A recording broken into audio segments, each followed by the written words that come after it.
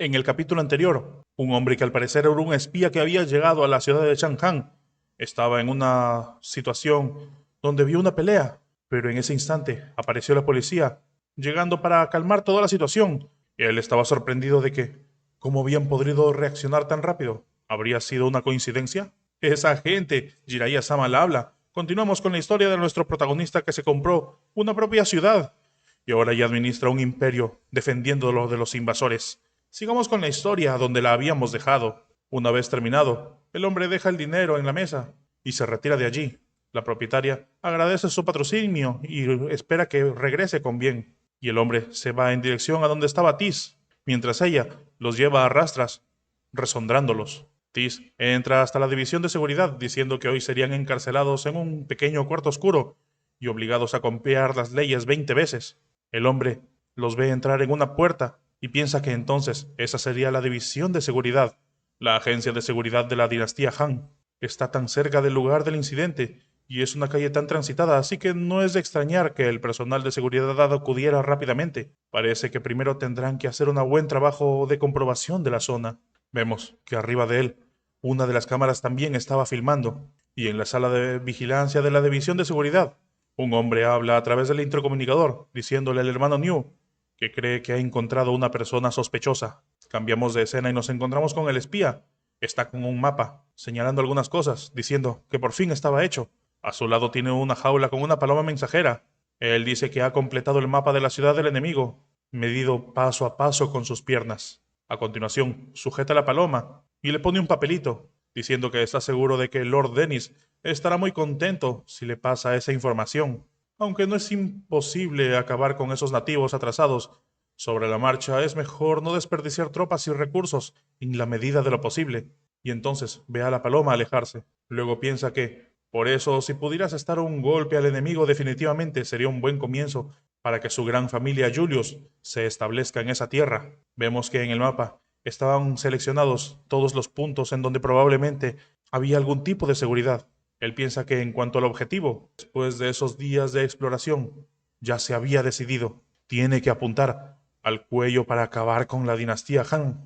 Y vemos que uno de sus objetivos era el granero de la ciudad de Chang'an. Mientras tanto, cambiamos de escena. Vemos que un hombre está mirando las cámaras, diciendo por un intercomunicador a su capitán el objetivo había hecho su movimiento, había salido de la habitación del hotel por la ventana y todavía la ropa, con ropa de noche, y se dirigía al oeste. Tis recibe el comunicado diciendo que ha entendido y cuenta con él para continuar vigilándolo. Mientras tanto, nuestro protagonista dice que a él también le gustaría verlo en directo. Podrían retransmitir el video de seguimiento a su oficina. Nicole dice que enseguida lo arreglará. Y Mina dice que tiene suerte. El tipo iba hacia ella. Ellie también dice que le daba envidia. Y las demás también estaban envidiosas. Mientras tanto, el oficial que estaba vigilando simplemente siente un poco de vergüenza ajena, pues lo había oído todo. Finalmente, nuestro protagonista dice que ya tiene el video, agradeciéndole a Nicole. Mientras tanto, Ellie está conversando con la chica conejo, diciéndole que existe realmente un ladrón tan estúpido. No parecía saber que lo estaban observando. Después de todo, dice la chica conejo, nadie fuera de Chang'an ha oído hablar del sistema de ojo del cielo. Nuestro protagonista piensa que ve que está casi fuera de la ciudad. Si realmente quisiera hacer daño, probablemente elegiría una instalación de gran impacto. El hombre dice que sí, lo estaba comprobando. Y Nicole agrega que, si siguen ese hecho en realidad, hay una instalación, y esa es el granero. El hombre finalmente había llegado al granero. Allí había una persona vigilando. El hombre piensa que, sea cual sea el tipo de familia, clan o reino, la comida es una prioridad absoluta. Así que simplemente destruirá ese lugar. Nuestro protagonista piensa que nunca ha creído en el espiritismo, pero al parecer el granero del oeste tiene muy mal feng shui. Nicole agrega que era cierto, solo han pasado unos días desde que se construyó, por lo que todavía estaba vacío. Nuestro prota dice que espera que esa vez no sea tan grande la pérdida. Le dice a Mina que estaba seguro de que estaba por allí, así que tenga cuidado. Mina ya está viajando a través de los techos diciéndole que no se preocupe, ya estaba en dirección hacia allá. El protagonista continúa dando las órdenes.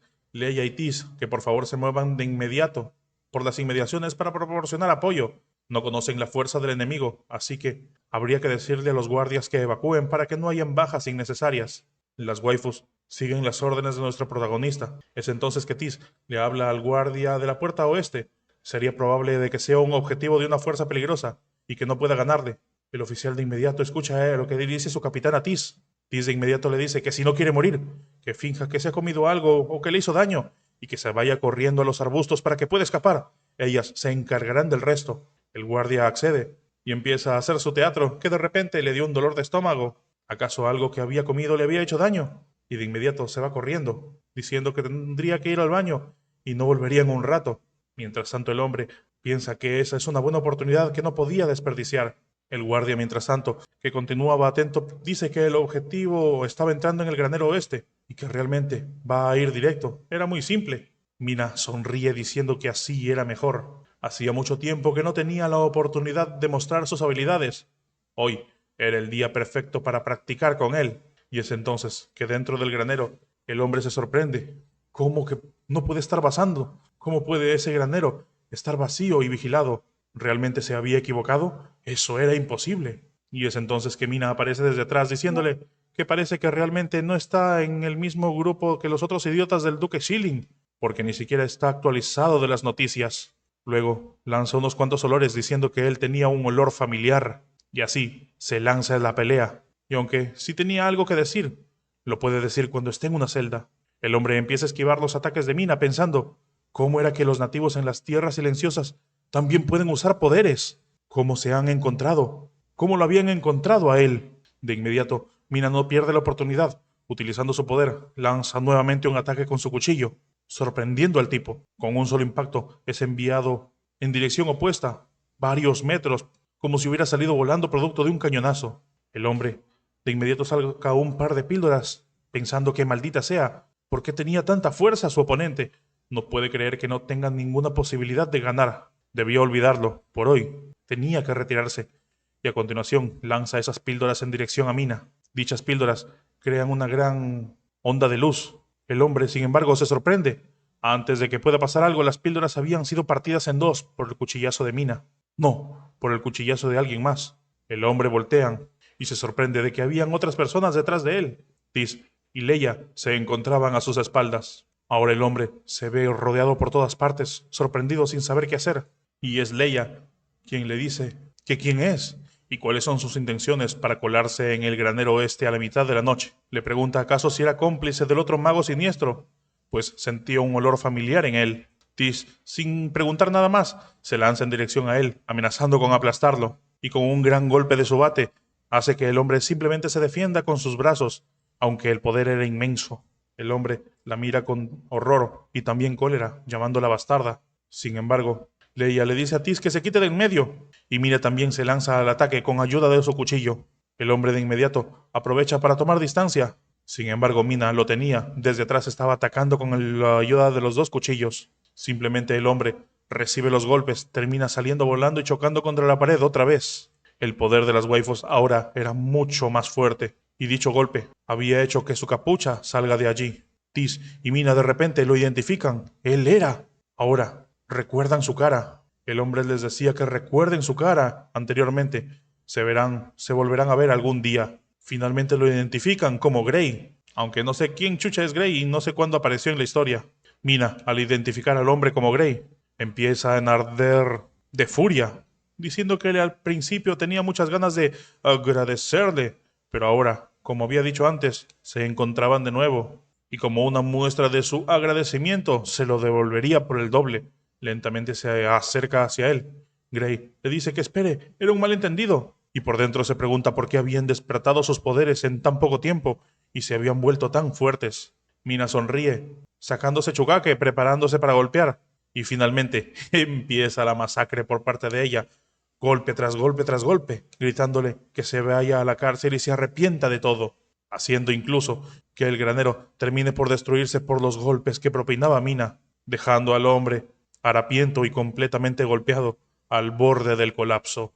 Y así, un nuevo día aparece, y gracias a la bondad de su majestad, no fue puesto en prisión, sino que fue llevado al sanatorio de la capital. Los guardias le decían que lo piense detenidamente si quería confesar y cuándo quería hacerlo. Y cuando el hombre aparece, entra por una puerta. Quien ve frente a él era, a la hora, reina del Imperio Franco. La identifica como... ¿Quién era ella? ¿Acaso del Black Iris del Imperio Franco? Era Faye. Faye lo mira. Ordena a Arthur que le consiga una cama. y que le pregunte qué ha estado haciendo. A continuación, nos encontramos en prisión y ahí Arthur le dice a Gray, y ahí, como puede ver, eso era un sanatorio para las personas que han cometido errores en la vida y las cuales se les dificulta incorporarse en la vida de Chang'an por la vestimenta y el aspecto de las personas. Entonces, el hombre piensa, ¿acaso fueron los prisioneros de guerra en la guerra contra el Imperio Franco? Probablemente esos sean los desafortunados que fueron controlados por la poción secreta de la familia Crassus. Ahora lo entiende, por eso fueron entregados a Fei. Entonces el rey original del Imperio Franco debió haber sido asesinado por el Imperio Torola. Los torolenses son realmente unos perdedores. No solo perdieron en la guerra, sino también en la pérdida de tantos prisioneros.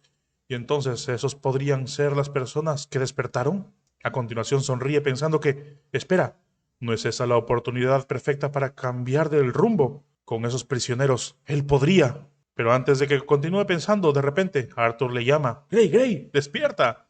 ¿En qué estás pensando? Has estado como en la luna. Puede parecer un poco malos, pero no son malas personas. Gray le dice que acababa de llegar, así que todavía se siente un poco incómodo. Arthur le dice que allí estaban. Esa era la habitación en la que estaría a partir de hoy. Y su compañero de habitación, que llegó unos días antes, él espera que se puedan llevar bien. Y allí se encontraba su compañero de habitación, nada menos que Cleveland. Mientras tanto, cambiamos de escena y nos encontramos en la mansión de nuestro protagonista. Tis está bastante triste. Le pregunta a su joven maestro si después de todo lo que les costó atraparlo, no pueden al menos meterlo en una celda para torturarlo un poco. Luego le dice a Mina, ¿por qué no habla con su joven maestro? Fue ella quien más hizo para atrapar a esa rata. Pero Mina le dice qué sentido tenía persuadirlo. El hecho de que lo hayan capturado significa que ahora es un peón más para ellas. Y el cómo usar esa pieza era la clave, ¿no era así? Le pregunta a nuestro protagonista. Esta responde que así es. Los prisioneros de guerra que obtuvieron en la batalla contra los francos llevan meses en Chang'an. Habían hecho todo lo posible por transmitirles la buena voluntad e identidad cultural y han celebrado juntos el solsticio de invierno. Pero aún no está claro cuáles son los resultados y si pueden confiar en ellos. Tis pregunta sobre los prisioneros de guerra. ¿No estaban hablando de Grey acaso? Mina le dice a Tis que si odia tanto a alguien, que quiere luchar contra él, pero le preocupa no poder hacerlo, ¿qué haría si conociera a algunos de los enemigos en persona? Tis entonces entiende lo que nuestro protagonista quiere. El prota le dice que sí, esa era la idea. Ahora, ¿qué elegirán? Será cuestión de ellos. Cambiamos de escena y regresamos donde se encontraba el mago Cleveland junto con el reciente capturado Gray. Le dice que el legendario señor de la guerra de la familia Crassus había acabado en un lugar como ese. Bueno, entonces le pide que le diga qué había hecho bien para que le hayan metido allí. Cleveland le dice que no era de su incumbencia. ¿Cómo podía preguntar de un perro perdido de la familia Julius? Sin embargo, Gray dice que había oído que fue traicionado por sus antiguos aliados y que fue capturado justo después de regresar a Chang'an. ¿Y qué hay de su familia? ¿Por qué no lo ayudan? Cleveland dice que lamenta decir que se infiltró solo, sin nadie más a quien mirar, más que a sí mismo. Gray, burlándose, dice que también era conocido como el estratega militar de la familia Crassus. Después de todo ese tiempo en ese vertedero de prisioneros de guerra, ¿todavía no había intentado escapar? Sin embargo, Cleveland dice que no intente provocarlo. En los 3 días que llevaba ahí, se había hecho una idea de lo que pasaba. Gray entonces se emociona preguntándole sobre eso. Cleveland dice que es solo que pensó que le costaría hacerlo solo. Sin embargo, si se convierte en su hermano pequeño, consideraría sacarlo de allí a él y a los prisioneros de guerra que puedan vengarse por lo que habían hecho. Gray, sin embargo, de inmediato le dice que corta el rollo. Nunca había habido un momento en el que la familia Julius se inclinara ante la familia Crassus. Había perdido a tantos de sus guerreros. ¿Qué es lo que podrían hacer con él? Sin embargo, le interesaba su plan de rebelión, así que le pide que le cuente más. Y nuevamente cambiamos de escena. Ahora nos encontramos avanzando un poco del tiempo. Gray está junto con otro de los prisioneros. Cleveland también estaba intentando conversar con algunos de los prisioneros. Y así, al día siguiente, hay rumores ahí, escuchando si habían oído hablar de ello. Todos estaban conversando. Alguien llegaba a preguntar de qué hablaban. Era Arthur. Sin embargo, rápidamente cambiaban de tema. Arthur pregunta si no sabe lo que estaban haciendo o pretendiendo, pero hay 2 recién llegados que han entrado recientemente, y sea lo que sea que hayan hecho, deberían estar atentos y no dejarse engañar. y piensen en cómo su majestad Liu Feng los había tratado en el festival. Esto hace que ellos se queden pensativos durante un momento, y finalmente le dicen que habían oído algunos rumores y comienzan a contárselo. Y es entonces que Arthur se va a comentárselos a Fei, la reina del Imperio Franco.